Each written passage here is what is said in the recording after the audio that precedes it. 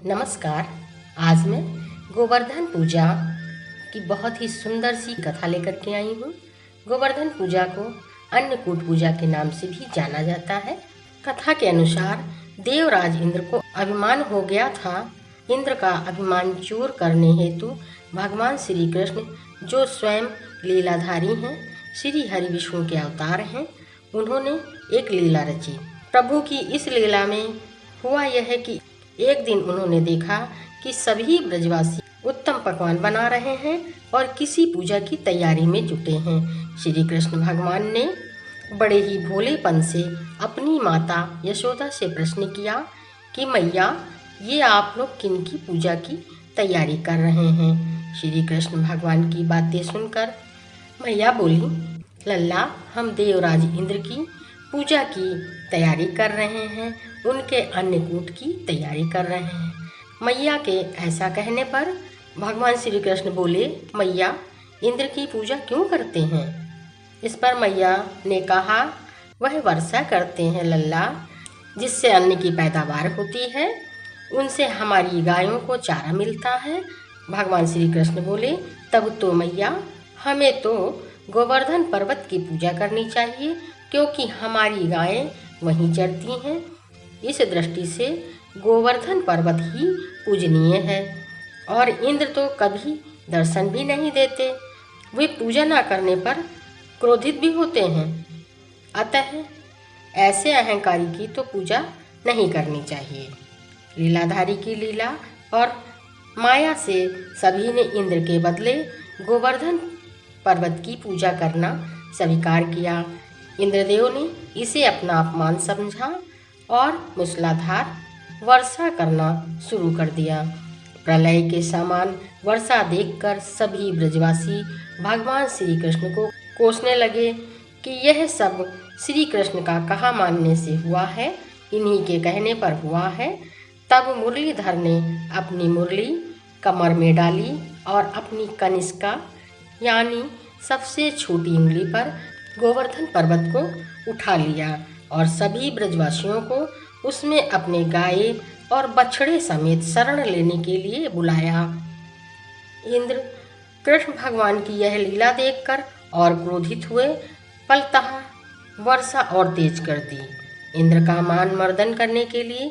तब श्री कृष्ण भगवान ने सुदर्शन चक्र से कहा कि आप पर्वत के ऊपर रह वर्षा की गति को नियंत्रित करें और शेषनाग से कहा, आप मेड़ बनाकर पानी को पर्वत की ओर आने से रोकें। इंद्र लगातार 7 दिन तक मूसलाधार वर्षा करते रहे और सारे ब्रजवासी ग्वाल बाल गायों समेत गोवर्धन पर्वत के नीचे खड़े थे। और जो ग्वाल बाल थे, किसी ने अपना कांधा लगा रखा था, किसी ने अपनी डंडी लगा रखी थी। सभी यही सोच रहे थे कि उनकी वजह से ये पर्वत टिका हुआ है। और सारे ब्रजवासी भगवान श्री कृष्ण की जय जयकार कर रहे थे। तभी ग्वाल बाल कहने लगे कि अरे, ये सारा पर्वत कन्हैया ने अपनी छोटी उंगली पे थोड़े ना उठा रखा है, मैंने तो अपना कांधा लगा रखा है, श्री कृष्ण ने थोड़े ना उठा रखा है, इन्होंने तो अपनी एक छोटी सी उंगली लगा रखी है, सारा भार मेरी इस लकड़ी ने उठा रखा है। किसी ने कहा, अरे जाओ, सारा भार तो मेरे इस कांधे ने ले रखा है।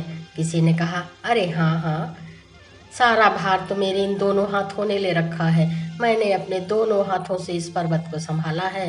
किसी ने कहा, अरे नहीं, सारा भार तो मेरे इस सर पे है। किसी ने अपना सिर, किसी ने अपना कांधा, किसी ने अपनी लकड़ी, जो भगवान का साथ देने के लिए उस पर्वत पे लगाए हुए थे।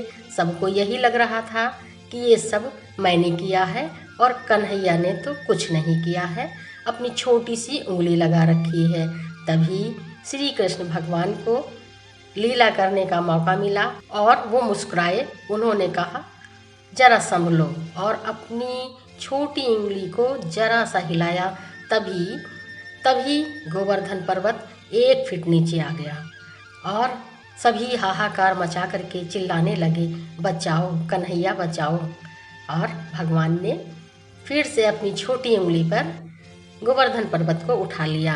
यह देखकर सभी लोग भगवान श्री कृष्ण की जय जयकार करने लगे।